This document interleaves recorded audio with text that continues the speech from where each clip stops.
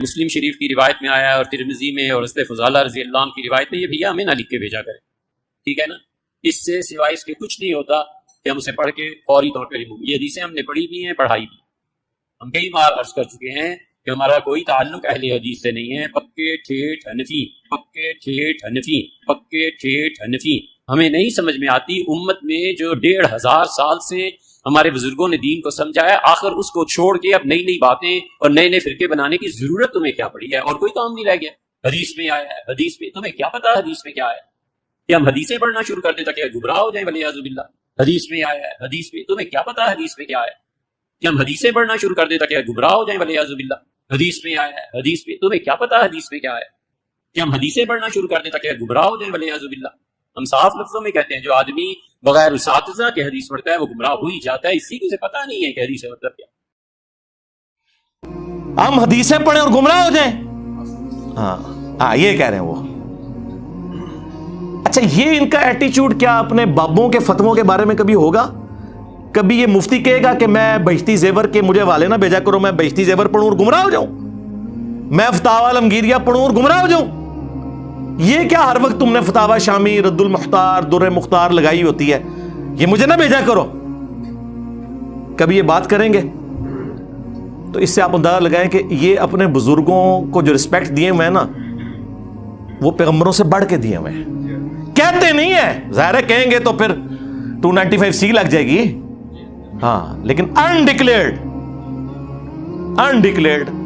Undeclared گستاخ ہیں یہ۔ آپ کو تو سناتے ہیں نا آیت لا ترفعوا اصواتکم فوق صوت النبی، ہاں، اور اس کو کسی اور انداز میں بیان کرتے رہتے ہیں۔ یہ ذرا اس کا شان نزول پڑھیں آپ، صحیح بخاری کے اندر حضرت ابوبکر عمر رضی اللہ تعالی عنہما رسول اللہ کی مجلس میں بیٹھے ہوئے تھے، ایک قبیلہ مسلمان ہو کر آیا۔ نبی الاسلام کی مبارک عادت تھی کہ جب کوئی قبیلہ اسلام قبول کرتا تھا اور وہ واپس جاتا تھا نا، تو آپ صلی اللہ علیہ وآلہ وسلم ایک فوکل پرسن مقرر کر دیتے تھے امیر کے طور پر، تاکہ بعد میں کمیونیکیشن ہوتی رہے۔ تو نبی صلی اللہ علیہ وآلہ وسلم نے مشورہ مانگا تو حضرت ابوبکر عمر نے 2 مختلف بندوں کے اوپر مشورہ دیا، اور آپس میں گفتگو کرتے ہوئے، نبی الاسلام کے ساتھ نہیں، آپس میں گفتگو کرتے ہوئے ان کی آوازیں بلند ہو گئیں۔ اور بخاری کے الفاظ ہیں، عبداللہ ابن ابی ملیکہ تابعی کہتے ہیں قریب تھا اس مخلوق کے 2 بہترین لوگ برباد ہو جاتے جب انہوں نے انجانے میں رسول اللہ کے حضور اپنی آوازوں کو بلند کر دیا، اور وہ 2 لوگ ابو بکر و عمر تھے رضی اللہ عنہما وعلیہم السلام۔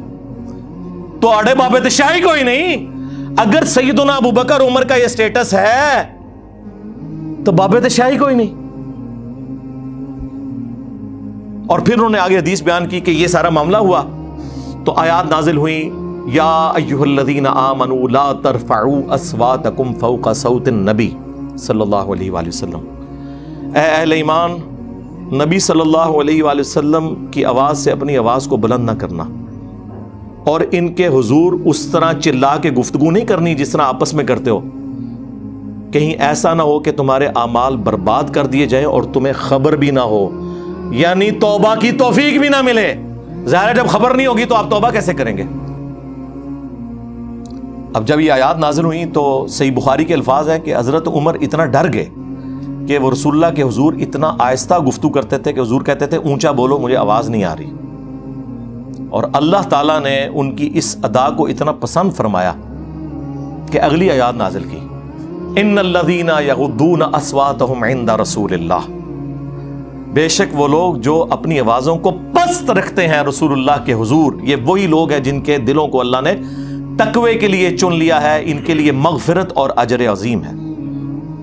الحمدللہ یہ آیات آج بھی روضہ شریف کے اوپر لکھی ہوئی ہیں، سینٹر میں یہ لکھی ہوئی ہے، یا ایھا الذین آمنوا لا ترفعوا اصواتکم فوق صوت النبی، اور جو باب البقی والی سائیڈ ہے اس کے اوپر لکھا ہوا ہے ما کان محمد ابا احد من رجالکم ولکن رسول اللہ وخاتم النبیین، اور جو باب السلام والی سائیڈ ہے جدھر سے حاضری کے لیے آتے ہیں وہاں لکھی ہے ان الذین یغضون اصواتهم عند رسول اللہ۔ یہ تینوں آیات آج بھی لکھی ہیں، اور مفتی اعظم سعودیہ جنہوں نے حج اور عمرے کی حاضری کے اوپر کتاب لکھی ہے، انہوں نے اس میں لکھا ہے کہ رسول اللہ اپنی وفات کے بعد بھی آج بھی اسی طریقے سے قابل احترام ہے جس طرح اپنی مجلس میں تھے۔ رسول اللہ کی قبر کے پاس بھی آواز جو بلند کرے گا اس کے اعمال برباد ہو جائیں گے۔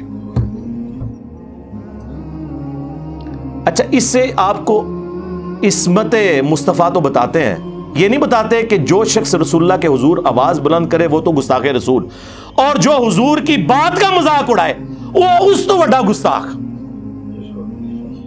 اور وہ یہ سارے ہیں کٹر ٹھیٹ انفی، تسی لوگ ہو۔